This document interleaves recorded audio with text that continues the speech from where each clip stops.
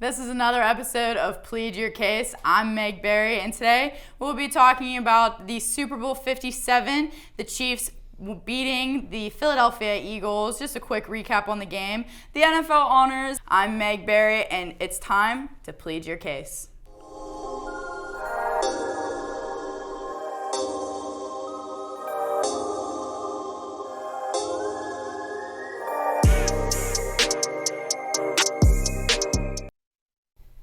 For our first segment here on Plead Your Case, we'll be recapping the Super Bowl 57 that happened this past weekend. The Chiefs beat the Philadelphia Eagles 38-35 in the last couple seconds of the game. Here with me is Rhine and Ethan Spozarski. Thank you guys for joining me today. And just to start off with a quick conversation, Haley, is this the outcome that you were expecting for this game? I thought it was definitely going to be a close game, but I did ultimately have the Chiefs winning it. I just think they're just unstoppable. And, Travis Kelce and Patrick Mahomes, when they connected on that touchdown, I was like, just a routine, this happens all the time, it seems like. So I ultimately did have Chiefs, winning it all, so.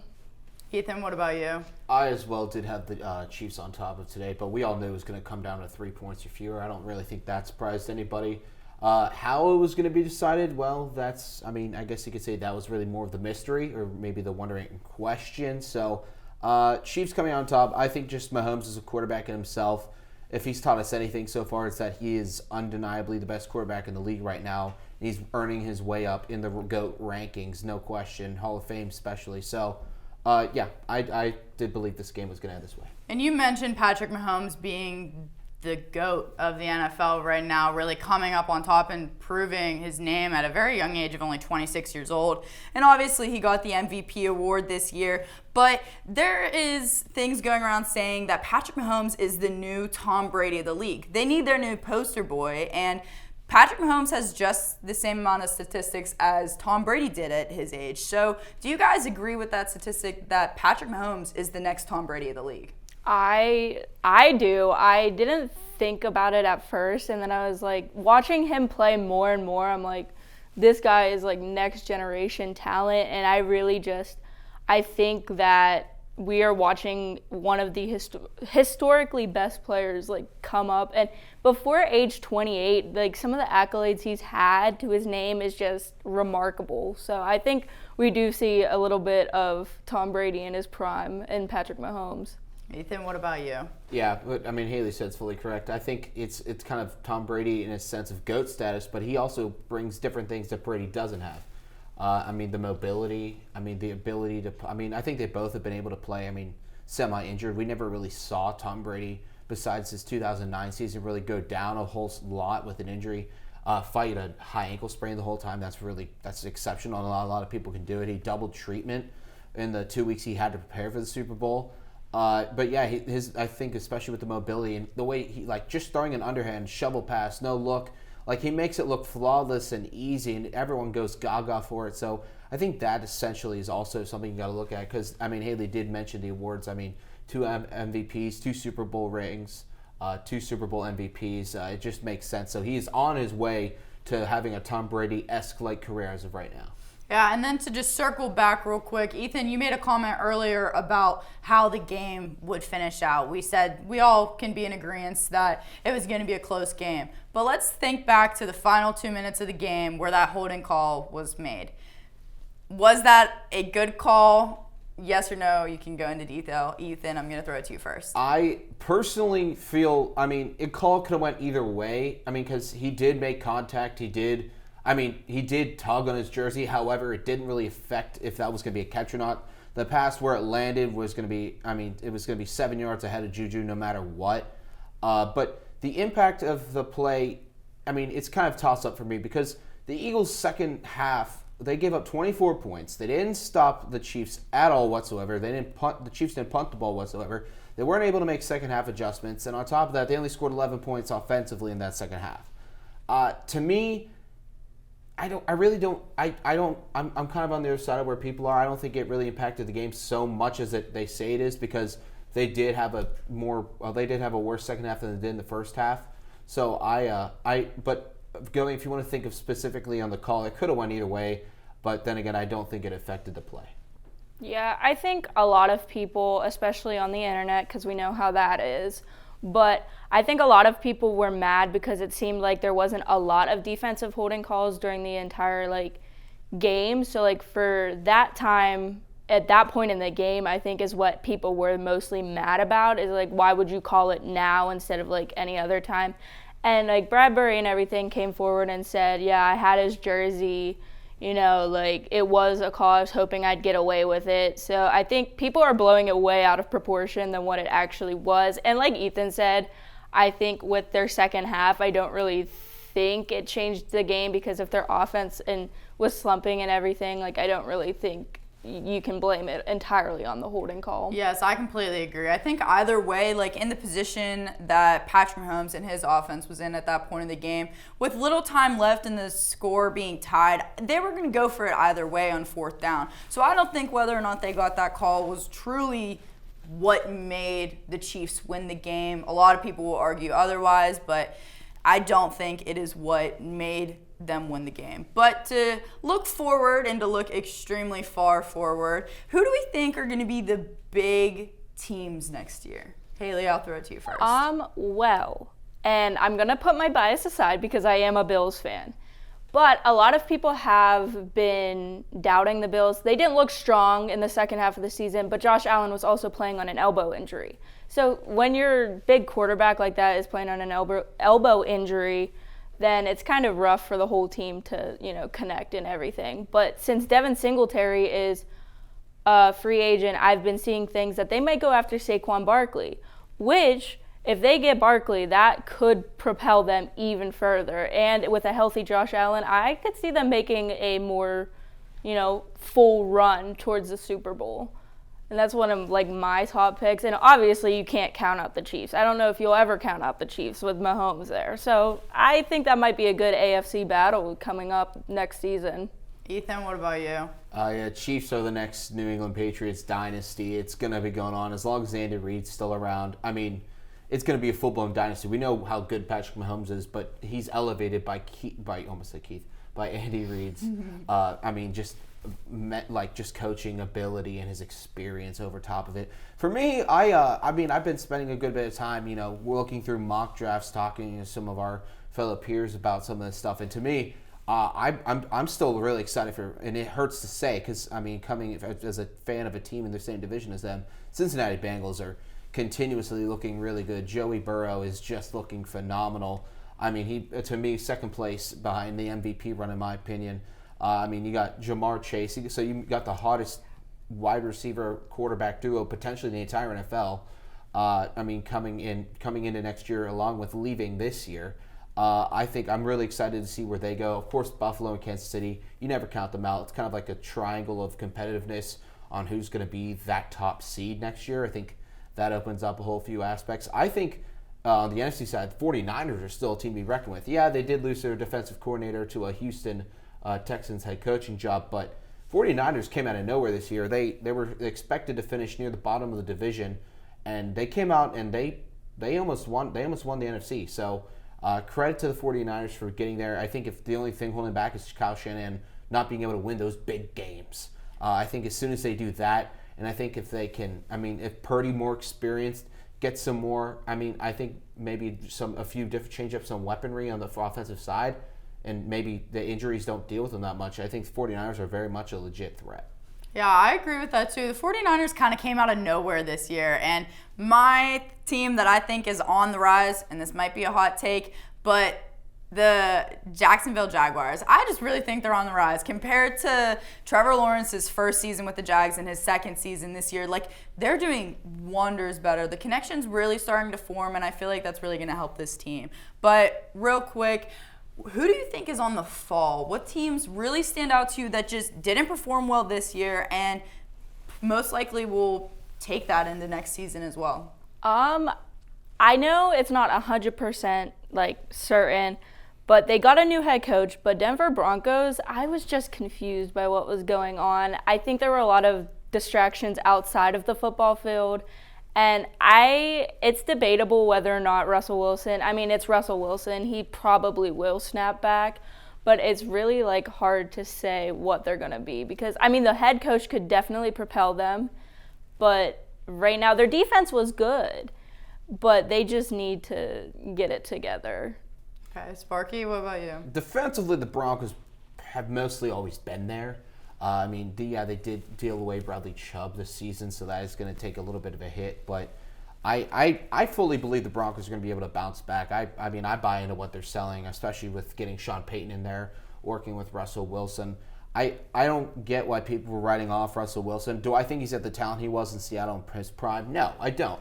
He's definitely dropped down in the quarterback rankings, but he's still really good.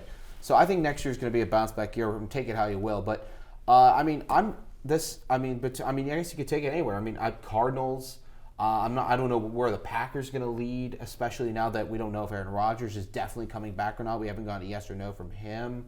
What about the Chargers? I'm a little concerned about the Chargers because, I mean, they're keeping Staley from everything I heard, and that blows my mind. I thought they would have gotten rid of him for sure, especially after that loss to Jacksonville in the wild card. But I mean, those are just a couple teams that, I mean, granted, are having some head coaching dilemmas right now, but if you got to look at it on top of what it is, the Chargers are definitely a struggling breed. So Chargers and Cardinals are definitely two that can just pop up on my mind. Yeah, and then you mentioned the Packers. I'm going to have to agree with you, Ethan. The Packers, I feel like, are on the downfall. With not getting a real yes or no from Aaron Rodgers as to whether or not he's coming back, that's concerning because he's been there for his whole career. So they obviously, every single player on that team has a strong connection with Aaron Rodgers. But I think there's one reality that Aaron Rodgers really needs to understand. He's old. He's getting old. Yeah. And I think it's time for him to go. But that's all we have for the recap on the Super Bowl and looking forward to next season. When we come back, we're going to be talking about the NFL honors.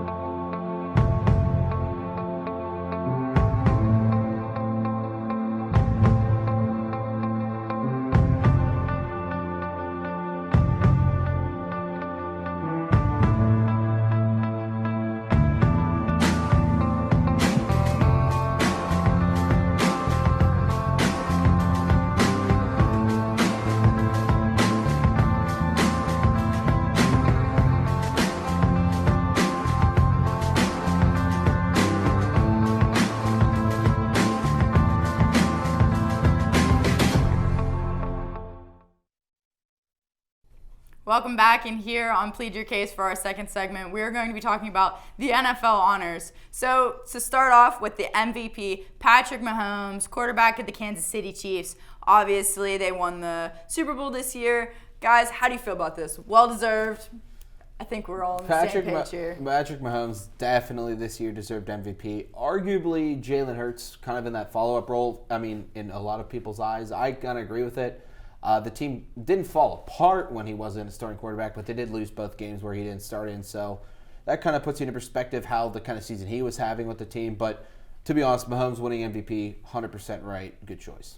Yeah, I mean, it was the obvious answer. He is one of the most refreshing quarterbacks to watch. The way he runs the ball and everything, too, is just amazing. But, again, he has so many awards to his name by age 28. And he had 5,250 yards, which is a new career record. He had 41 touchdowns this year. He just was a remarkable player, and he was totally deserving of that. Both of which, just in case you didn't believe, were leading the league this year. Yes. If that didn't take you off. Yeah, just to put the icing on top of the cake right there. Yeah, but I completely agree with you guys. He definitely deserved this. And Jalen Hurts, like you said, right behind him. But Jalen Hurts and I believe the other person was Josh Allen, who was up for this award as well. Both of them only got one vote each. So for the committee as well, it was pretty much an easy easy answer as to who deserved the MVP this year. But moving on to Offensive Player of the Year, that was Justin Jefferson, wide receiver from the Minnesota Vikings. Hit 128 catches, 1,809 yards, 8 touchdowns, and was also on the MVP ballot, and he was the only one on the ballot who wasn't a QB. So how do you guys feel about him getting Offensive Player of the Year?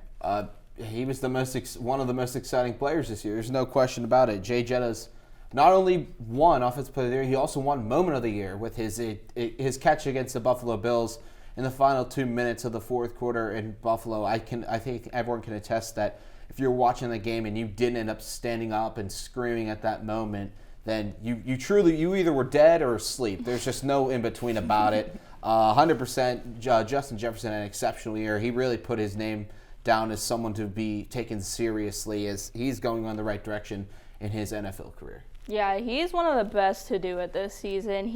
And like I said with Mahomes, it's just refreshing talent to watch.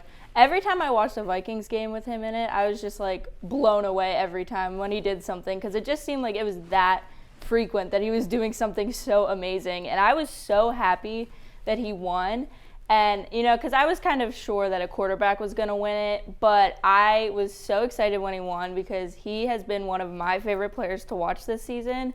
And just like 1,800 yards is remarkable. And I don't know, I really just love Justin Jefferson winning this. Yeah, and I agree with what you said, Ethan, about if you didn't see that catch and you were just sitting there like this, I was actually sitting there, jaw dropped, in shock because it was amazing. It was outstanding. But I completely agree with you. He played like he was it. Like he was him.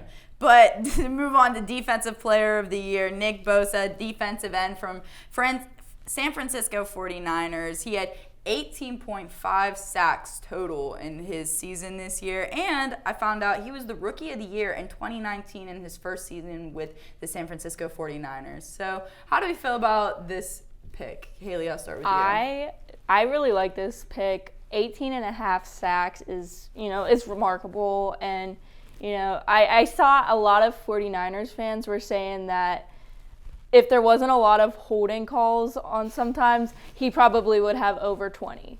Which, that's speculation, obviously. But I really, really like this. A defensive end with 18.5 sacks is just, it's just awesome. Nick Bosa coming from Rookie of the Year to, Defensive Player of the Year, it's just like a full circle, and it's honestly great to see. Guys. Was it the right choice? Yes, I fully agree with that.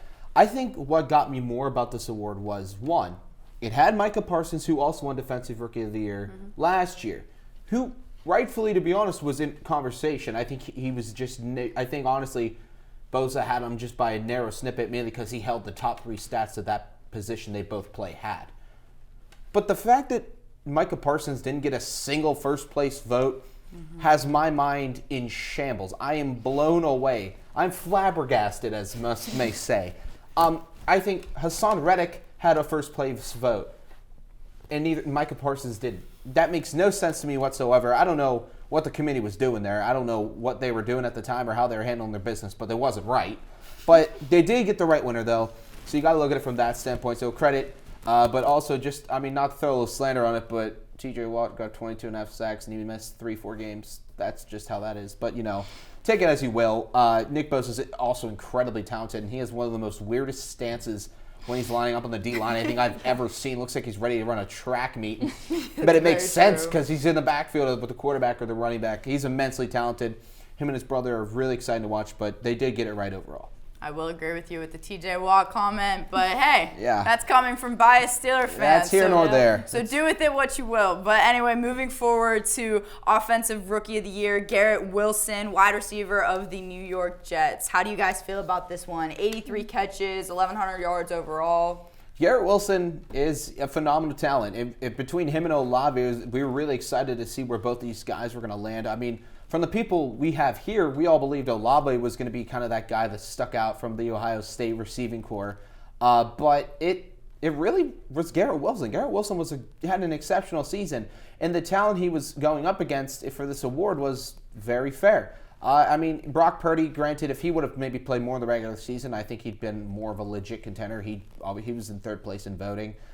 Kenneth Walker, however, to me, I believed should have gotten the award. Not saying that takes away anything from Garrett Wilson and the talent he brings to the Jets offense, but Kenneth Walker, I think it's just a franchise he was in the situation that they were kind of dealing with. Granted, the Jets also have that too, so, I mean, it could go either way, but technically, Kenneth Walker did have more first-place votes. He had 17 first-place votes, and Garrett Wilson only had 16. However, when it came down to second and third-place voting with the point totals, Wilson did win that battle, so he did end up winning the majority. So that is why he did win Offensive Rookie of the Year. So, a good choice. I honestly would have went with Kenneth Walker, but here nor there, again. Yeah, I feel like this one, again, could be like either one. It was really close with both of them. I am actually leaning with Walker too, just a little bit, but I think this was one of the awards where I was like, oh, it's not necessarily a snub, but it's like so close that it could have gone either way. So I mean, it's a good pick. It's a great pick, but it could have gone either way. So okay, and then to move on to Defensive Rookie of the Year, Ahmad Sauce Gardner, center back for the New York Jets. And just to throw this statistic in there too, they this is the first time since 2017 that one individual team has gotten both Rookie of the Year awards. So that's pretty amazing. But just to throw that quick statistic in there, but how do you guys think this one went around? Do you think somebody else deserved this award? Is there anybody else who stood out to you here? I mean, it was between him and Aiden Hutchinson. Tariq Woolen, again, no takeaway from his talent. He's tall and he's speedy. And he was really exciting to watch out of the Seattle Seahawks, a cornerback, so not center back, but a cornerback. But I mean, you got a lot of really talented guys here. Aiden Hutchinson, he got up in the high total in sacks. I can't tell you the number off the top of my head. He also had 3 interceptions this year off the D-line. But to be honest, Sauce played lockdown on every receiver he faced, all the number 1 receivers. The only receiver I think of on top of my head that gave him a little bit of trouble was Justin Jefferson. But, I mean, he really held him down for the most part. So, a lot of credit to, Sauce Gardner, and a lot of credit to the Jets scouting team as well. I think their scouting and their drafting team deserve a lot of credit, especially with getting both Rookie of the Year award winners. Yeah, I had here that I think if we redrafted and Sauce Gardner was in there, I think Gardner would go immediately number 1 given the season he had. I think everyone would jump on it. I think it was a great season. I think, again, the Jets really having a good, sweep in the Rookie of the Year. I think I definitely would have gone Sauce Gardner if I was on the committee. So I think it was a really, really good pick. And then to move forward to Comeback Player of the Year, Geno Smith, quarterback for the Seattle Seahawks. Just real quick here, how do you guys feel about this one? Do you really think he brought the Seattle Seahawks hope almost? I think, I've seen a lot of debate between him and, Saquon Barkley and things like that, but Smith was a backup to Russell Wilson. And that's having that behind Russell Wilson being a backup is, that's a tough position. But he brought at least a little bit of something to even drive them to the playoffs, because I know a lot of Seahawks fans, when they lost Russell Wilson, they're like, this is it's it for us. So I think Geno Smith did bring a lot of that back to Seattle. It wasn't, anything crazy amazing or anything, but he brought them back to a playoff. He gave the fans and the team hope. So I think it was a very good choice. Technically, in the aspect of Comeback Player of the Year, Geno Smith, if you're thinking technically of how the guidelines were for it, Saquon and Christian were definitely more legit candidates. However, Geno Smith did something incredible this year. I mean, a lot of people wrote not only him off, but Seattle off. But like he said, he didn't write back, and he didn't, and he showed us up. He had 34 career touchdown passes up to this point. He had 30 this season, so he's turned it around. He had the best completion percentage of all starting quarterbacks this year as well. He threw for a franchise record yards for a total season, passing yards. I'm glad I can get my words together. But no, Geno Smith, he deserves Comeback Player of the Year. Technically doesn't fall in that category like McCaffrey and Barkley, but he did do something awesome. That's all we have for today's episode. Come back every Wednesday morning for another episode of Plead Your Case.